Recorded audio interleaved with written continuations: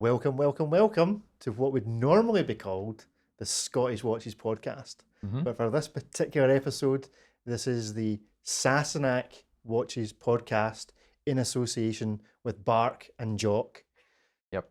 I think that's the way we're going to pitch this. So you may have noticed, depending on how on earth Adrian manages to put out this episode, that we are. Is this a collaboration officially? I'm starting to feel like it's a takeover. Is this? Well, you're moving Hostile. Hostile takeover. You are moving to Scotland after all. So, that's just the way it goes. Yes, we are collaborating this particular episode because we are delighted to welcome Montblanc. We're at Montblanc Redbar event being hosted in Edinburgh this evening. So we'll hand over to Adrian. We'll do one of these proper TV handovers. I'll hand over to Adrian to introduce our guest. Adrian, take it away. Seeing as you spent the last 5 minutes learning how to pronounce the man's name properly, so you should probably be the one that gets to benefit from that. It's not going to come over as cool. So we've got Davide. Davide, thanks so much for spending some time with me and with the Scottish Watches guys. Great pleasure. For those who aren't familiar, can you just introduce your connection to Montblanc? Yes, my name is Davide Cerrato. I'm in charge of watches, the whole watch business for Montblanc, and I'm really driving design and product development directly. I've been in the watch industry since almost 20 years and have gone through from Panerai to Rolex and today since 4 years to Montblanc. Excellent, and we will no doubt fill in some more of that story as we go along. But what we would normally do first of all is just do a quick check as to what everybody is wearing on their wrists. So we'll go to our guest first because that seems appropriate. What have you got on this evening? The 1858 chronograph monopusher split second, which is part of our new collection with an unusual band strap that I'm testing is a distressed lamb band strap that I think perfectly matches the bronze and the patina, the vintage look of the watch. Big fan of bund straps. I do very much like them. I have a couple on watch I've got. So did it remind you of the wall that you were in? Sorry? Did it remind you of the wall you were in? Yeah, okay, I'm not that old. Adrian's now actually met me and was, as I understand it, shocked when I walked into the room. I'm polite. We'll soon wear that off you. At least two of us made an effort to get dressed for the occasion. That's all I'm saying. This isn't a t-shirt. We washed our jeans and everything. yeah. Well, I didn't get that far. I didn't wash them. Very good. So, what, Adrian? It'll come as no surprise to those that I am wearing a beautiful... as he dumps the quartz number by the side. Quartz. No, I'm wearing my Grand Seiko, my new Grand Seiko. Although I do wish I'd bought my Explorer with me because I feel like that's more in keeping with this adventurous feel. With the 1858 range, yes. Yeah. Go on then, sunshine. Well, since you mentioned Rolex, I thought... Might as well. Do you remember having one of these? Do you remember that? Have you seen one of them before, Adrian? No. No. Is it real? Is it? Well, I bought it off you. It's not a redial. Oh, that's a bit touchy. Yeah, I've just got the Batman on. Is the rotor still working? The rotor on this one hasn't stuck, so it's not going back to Singapore. It's fine. We're all good. Very good, very good. And what are you wearing? Well, I was going to wear the Panerai because I thought, seeing as it's Richemont and all the rest of it, I thought I'd go and keep him, but I scrapped the idea, and I'm wearing the Gorilla watch, which is a Wandering Hours. What would I say about this watch? It's great. I love it. It's quite hard to read. Don't wait. No, it's actually okay. To be fair, it's the only watch you can read on a Half Watch Tuesday because you can actually read the top of it. So this is just to go with the whole Half Watch Tuesday thing. Nice. I actually bought a watch that I can still read when I can only see half of it. So there we go. But we need to say thanks, Adrian, for positioning the sofa correctly for us for this interview as well. I'm not sure if I kept my back straight. That's a bit sore. So Davide, we caught up. I think it was last October we caught up, and you just launched some of these guys. So in the past, this year so far, what have been the big things that have happened? We have presented this green capsule, bronze and military khaki green on 1858, which has been very successful. In particular, the Geosphere, which is our iconical watch, is really making a big statement. We have done it in steel with a black dial, in bronze, limited edition with a black dial, and now in military khaki green and bronze.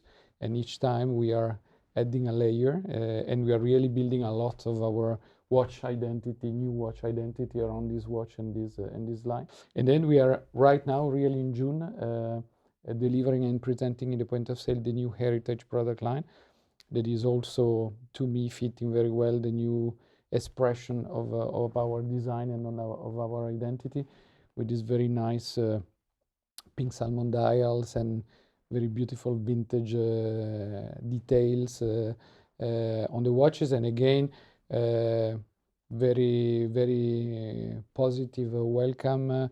The pulsograph, the doctor's watch, has been really rocketing. And so what's it like being in the position you are of actually being able to control what a watch looks like? So you've got the ultimate decision to say, you know what, I think we should do green.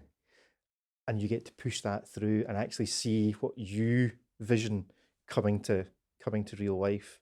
How satisfying is that?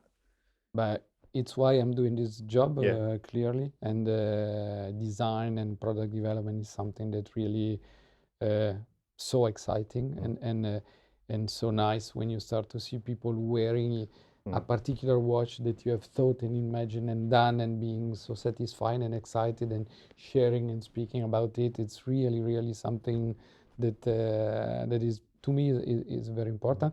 I just want to make a small parenthesis. I would, but I'm not deciding everything. My boss is checking, and the group is checking. Everyone is its own boss. So, but yes, the fact is proposing something new and different, and then defending it through all the different validation process in such a way that at the end you are able of bringing in something special. Yes. And I must say that in the last 4 years, Montblanc has been coming with very strong, a little bit new color or lost color that we brought back with strong design. On the back of that, I think it's interesting how the brand has suddenly transitioned from the fairly formal watch to suddenly creating watches that do evoke adventure and exploration. How would you come up with an idea of something that creates adventure? But the way in which we develop watches and design is that we start from a concept, which is more a creative concept. I would call it a narrative, and in this case was really outdoor adventure, and very clearly outdoor adventure in the last 5 years after the film Into the Wild has become a huge thing. And now you see a kind of very interesting way of coming together of the dream of a cabin in the woods and all these architecture cabinet that create sustainable cabinet that you can put to live everywhere next to a lake on top of a mountain. You have photography and natural photography that has become very often. Photographers are also adventurer, and this idea of getting outside there and spending a little bit of time outside, exercising a little bit and relaxing. And getting back to this reconnection with nature, and is something really big. We said, okay, this matches perfectly with our maison that is called Montblanc, and the idea of a mountain that is the symbol of.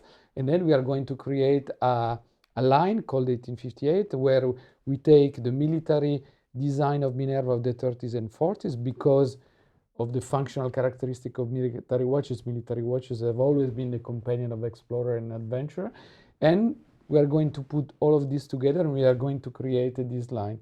And for example, if we take the green, the khaki green geosphere, but here the idea was really saying, okay, we started with the top of the mountain, then with here we go more into the forest, and we thought about the American park, the big American park, as really the symbol of this adventurous feeling. And we said, okay, the color of is the khaki green, is the big sequoias and and all this green that is into there. So the fact of choosing that particular color, of putting an auto strap, of coupling it with bronze, because bronze also gives you the feeling and even the sign of the fact that you have been outside, and through the oxidation and through the patina that comes. And then you have a watch that is really putting all of this together.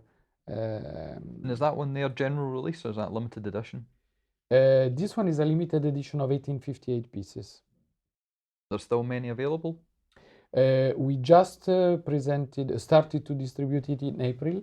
So yes, there are still, but the watch is really working very well, so well that in reality, to be very transparent with you, we are running a little bit behind with the production. So people have to wait a little bit, which is unfortunate on one side, but I think fortunate on the other, because also iconical watches are built on the fact that you have to struggle a little bit to get them. You know, it's got to hurt.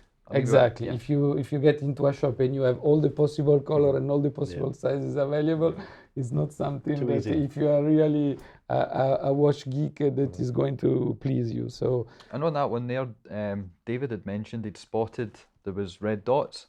Yeah. And that signifies what? Yes, we also matched with this particular watch the 7 Summit Challenge, which is a very interesting challenge. It means hiking the 7 highest mountains in 5 different continents in a particular order. And we picked up the most difficult one, which was done for the first time by an Italian alpinist, Reinhold Messner.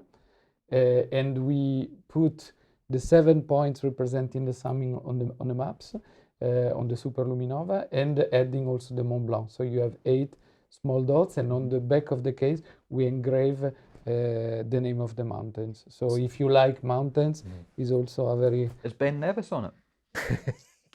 Sorry? Ben Nevis? No. No. Or Scottish mountain? It means it's great for pub quizzes. Where you're not allowed to use your Exactly. mobile phone. Yeah, When they ask you how high is Mount Everest, you can take your watch off, have a quick look and get it right. That's a really nice NATO strap as well. It's really high quality, isn't it, Adrian? That is a high quality NATO strap. And yes, and indeed, to do this NATO strap, we work with a supplier in Saint-Étienne in Central East France that uses, that owns again the last 50 weaving machine from the 18th century. And they do a NATO strap with this old weaving machine, which gives a quality. They master this jacquard métier d'art, which allows to weave the NATO strap, but also to weave the edges of it, Right. so that you have a very comfortable NATO strap that is not abrasive at all on the edges, that is very resistant, robust, that you can wear in the sea, and it dries up very quickly, and is almost indestructible. The color is staying forever, and all the texture are developed just for us. Right. So it's really... so you've got no chance, Adrian, you're not going to be able to order some for you. Adrian sells NATO straps. But In case you didn't know. They are nowhere near as nice as it's this. a I've very got to be good honest. idea, and we are now adding in all our boutiques a strap program where we sell only the NATO strap if you just want to put it on your Rolex, for example. And we have 5 different colors, we have different sizes, we have a different material for band straps, and you can just come and buy a strap and accessorize. When did you and start change. doing that? We just started right. this year, yeah, and it's very interesting. I mean, and the quality of this NATO is incredible, and also there is something very interesting. In a normal NATO strap, you have 2 parts of fabric, so you have 2 layers of strap that goes beneath your case, which means the case is sitting a little bit high on the wrist. Here, because it's weaved in this way, we could open and close the weaving to create 2 tunnels. So the barrette are fixed into the strap itself, which is a single lanyard, so that is more firmly stitched to it, and you just have one fabric that is going beyond. Exactly. Yeah. So it's really a special one. Coming soon? Maybe. Okay. Very good. Along with a legal notice. And also interesting, we keep this métier d'art alive, because they used to do textile ribbons for fashion, and they still do, for Chanel, for Dior, for Hermes, for all of them. And we have worked to transform, to morph a textile ribbon into a NATO strap, because they are very close. So it's an interesting way also of preserving craftsmanship and old machines and an old way of doing straps. So what else have you got on the table then in front of us? Here we also have the new heritage product line, and I think really the hero product here is this chronograph monopusher with a Minerva movement inside. Is the 13 line chrono monopusher, the same that we used last year on the 1858 vintage British green. We have used a pulsometric scale. So it's a doctor's watch, what collectors really look for. Limited edition of 100 pieces in steel, 40 mil, which is a very nice size to wear. And for the dial, first, the dial is really full of very small, nice detail. The indexes are by dots, which is something that is completely lost, and now we are bringing it back. Because they are in dots and they are metallic, we put small dots of superluminova on the side so that you have perfect visibility at night, and it's also a beautiful vintage detail. The dial is very much domed, so much domed that we had to bend the tip of the ends to be able of matching it, which is also something that is a little bit gone because it's quite expensive to do. The old dial is different part. There's a part which is grain just behind the index, is another part which is sun ray. So the dial is very rich, and we use a pulsometric scale to 30 pulsation, which is also something quite unusual. And for the color, we really champion the original pink salmon that we found on some of our dials from 1940, which just beautiful.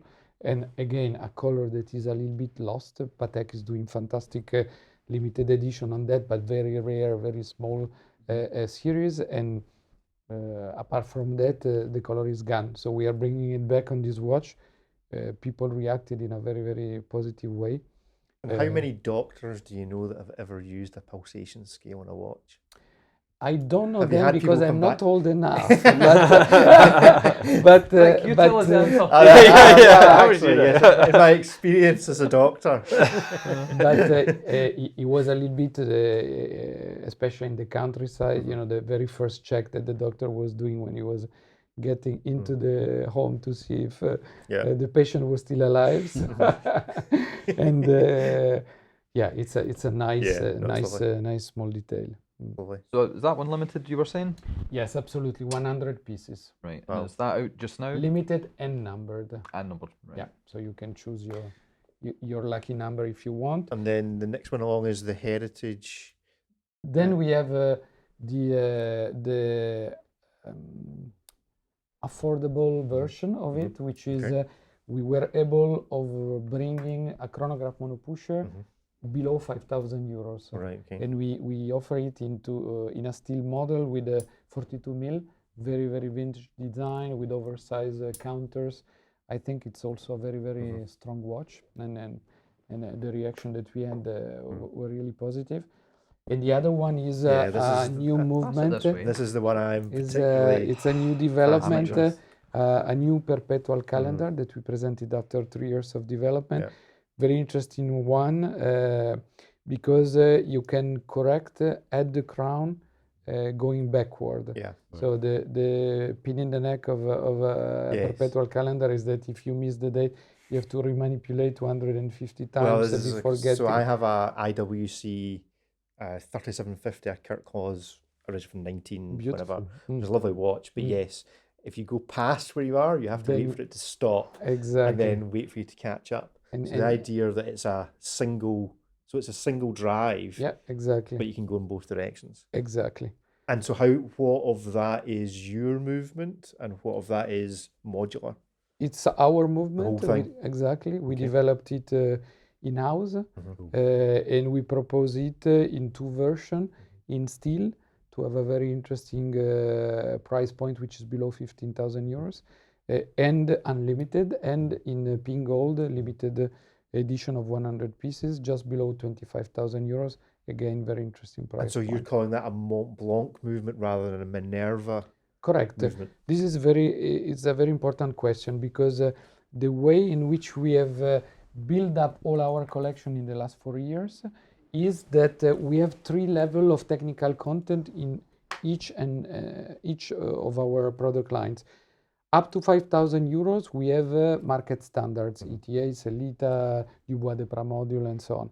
5 to 25, we have what we call in-house calibers. So calibers that are developed in Montblanc, that are produced in the premises of the group, but just for Montblanc, but with an industrial approach to make thousands and not hundreds. And over 25,000, where we have all only Minerva movements, completely handmade and finished. Even the air spring we do in-house. Right, okay. And all of them are limited edition from 8 pieces to maximum 100 and numbered. So really collector's pieces. And we have these 3 levels in every one of our product line. Right. And the other thing about that particular heritage watch, it's also is it a 12 or a 24-hour GMT? Correct, exactly. A little bit like it happens in the Nicolas Riosec chronograph monopusher. You have a third hand, or let's say a second hour hand that you can either hide behind your local time hour hand when you are home, or when you travel, you can disclose it and you have a second time. It's a 12-hour GMT. Yeah, correct, exactly. It's a lovely watch, and yeah, the technology that's gone into that in comparison. I mean, I'm trying to think if there are any other single action perpetual calendars that you can wind back. I think there might be one other manufacturer that might have something similar. It's possible, but not at the price point and availability. And certainly not with effectively a GMT hand as well. Absolutely. It's a fascinating package. So what's your history then? Obviously, we've had a look at the watches. We know what's happened in 2019 with Montblanc. Where did you come from? Where did your passion with watches start? My passion for watches started when my father taught me how to read time on an analogical watch. That to me was really like an epiphany, you know. And we don't think about it very often, but it's a grammar, you know. It's like learning a new language. You have indexes and hands, and with a particular code to read it, you are able of getting the time. I'm a kid of the 70s. I was born in 1970, so I was born in the full quartz craziness, and my first watch was a Casio, a blue Casio with the display that was red, because they were like, you know, LEDs. Exactly. Oh, right, okay, and the time was appearing just when you was pushing a button with the to keep the red battery low. LED. You know, it's like it was like Pulsar, Star Trek or Star Wars. You know. Yep. And then, you know, going from that, which was what we were growing up with, and computers and everything, and the analogical time, that was really, I remember that special moment when I understood I was working, and then what was an analogical mechanical watch. And then I was quite lucky because I received watches from my grandfather, from my father, and this is very special. You know, you don't only have a beautiful watch. By the way, I just shared one of these story on the last Odinki magazine. They were picking up exactly. We don't talk. Absolutely, absolutely. No. But I received a Universal Genève watch from my grandfather. Wow. Really beautiful. And unfortunately, I received it just before going to exams. I was studying industrial design at that time, and I had a little bit of time to wear it, but then I went through my exams. I left for holiday. I went to Corsica, you know, in the seaside. And one day I was going to the beach. We were different friends with cars, and I said, okay, I don't want to wear it to the beach because with the sand perhaps I will. And I left it into the car, and they robbed all our cars that day, and I left the watch. And I kept it for such a short time frame that I can't remember exactly all the details of the watch. So I'm in a kind of, you know, loop to try to get back to that. But I think at the end, because of this watch influenced so much my design and what I'm doing. Hypnosis. Exactly. Try that. We can. Regression. You Hypnotic know, regression. and that's what you at need. that time, unfortunately, there were no mobile phones, so we couldn't find Yeah, an easy picture. picture where my grandfather was with the watch. And But so before you were in the watch industry then, you were trained as an industrial designer. yes, correct. Were you involved in other industries that you designed things before you got involved in watches, or was it always watches? It was consumer electronics. Right, okay. It was the crazy time of home cinema and all these huge screens and surround, and that was magic. And it was the time of flat screens, of the Right, okay. first plasma and LCD screens. So that was quite And fun. so what was it just the opportunity of a job offer that made you, was it Panerai your first port Yeah, of call? correct. I really wanted to go to watches and to luxury because it's where you can express at the most both emotion in terms of design and also communication, stories, and a little bit by chance I was contacted by a headhunter that was looking for Panerai. That's how I jumped into it. Very good. From plasma TVs to Panerai. Exactly. Nice. It's a big Yeah, step. transition. It's not so different because how Panerai was born was really covered by military secret instruments for military purposes, and was a little bit adventurous, and it was really Yeah. a tool, more a technological instruments and tool than just a watch. So somewhere there is a link. And then from Panerai, Tudor was your next? Tudor, correct. That was Portfolio. another fantastic adventure, and we were able of giving the space that was deserving and revealing this incredible history that was parallel to the Rolex one, but thus sufficiently different to be very very relevant. And was it the United States that you were specifically involved in with Tudor? Was that part of your bringing Tudor back? Everywhere, Everywhere. from everywhere globally, and United Right, okay. States was the last country Right, where we okay. relaunched it. Yeah, and now is very Yeah. very successful. You have the Midas touch. Yeah, I mean, you've done think, not- I think it worked really well. It fitted really well, and you always have to find a winner, and the winner there was Black Bay, and still the brand is very much developing and consolidating around that beautiful design. And so what watches have you collected yourself? Have you got a huge watch collection? Or have you No, do you very much focus on the company you're working for? Unfortunately, I should have done it, because most of the nice watches that we did at the time, the vintage version were retailing for 5,000 euros, and now they are going to 100,000. So I should have bought a number and put on the side, because the side effect, if you work properly, the side effect of relaunching a brand is that one, is also that, and is what is already happening on Minerva watches here, or the Montblanc that we are doing again for only watch. So, but no, I don't have a huge one. I have a number of watches coming from my family, old IWCs and Omega and Universal Genève, another one, and then I collect a little bit of Panerais, old Tudors, old Rolexes. Be good. And now Minerva. A G-Shock at the weekend? G-Shock is fantastic. I love it. The Star Wars version that they did, it's incredible. And I'm a fly fisherman. Yes, you I'm were a saying you've been to fisherman, Scotland once before for to fishing. go fishing, it's the perfect watch. So that Did it rain? When you were in Scotland fishing? No, it didn't. I came to Scotland. You must bring the good weather with you. Exactly. We're not It used was to this. Scotland end of August, and it was like 22 degrees. I get tan, and the fishing was horrible because the level of the spay was too low, and salmons become completely crazy because they can run up.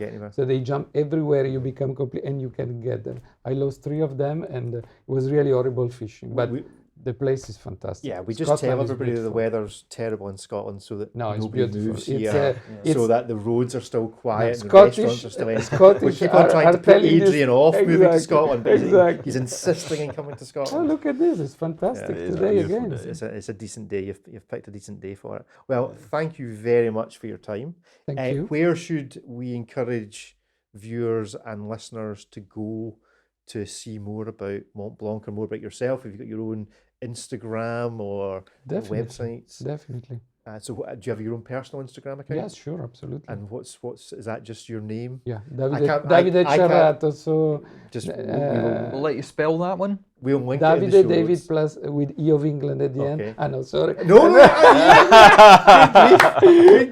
that's it. Cerrato- This interview's over. and E of Cerrato. Edinburgh. That's what And it is. Cerrato, my family name. Cerrato. Excellent. And obviously, just Google Montblanc and we'll come across all the products. And we're here with Redbar this evening. And obviously, is there a specific launch that you want everybody to focus on? Is it the 1858? Is that's the big push just now? Yes, and the Excellent. new heritage. But we one, will link absolutely. in both our show notes, and I'm sure Adrian will as well. And it's Oh, a Adrian's pleasure. here as well. Adrian Forgot is about here. him. He's been quite quiet. And it's a pleasure to be with Redbar again. Yeah. It's we made. There is a many- Redbar representative off to my right hand side, but we're refusing to let him on camera because of the shirt that he's wearing. Is that what he is? Exactly. A representative? A representative, a reprobate, more like. I think we should show the shirt. We should have it wander around, wander It on. well represents the weather in I think Edinburgh what, today. well, to be fair, hold on a There we second. go. The shirt is one thing. You need to chuck over the jacket that goes Look with it. at that! Look at this!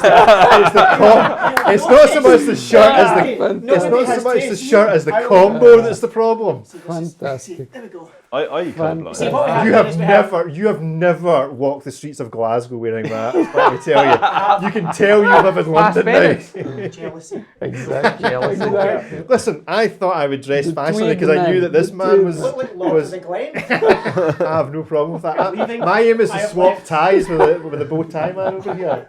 Anyway, thank you very much thank you very Thank you for again. doing this Really a interview. pleasure. Have a great Absolute evening and have a great rest of stay in Scotland. Pleasure. So it is goodbye from me. And it's goodbye from them. Goodbye. Goodbye. Goodbye.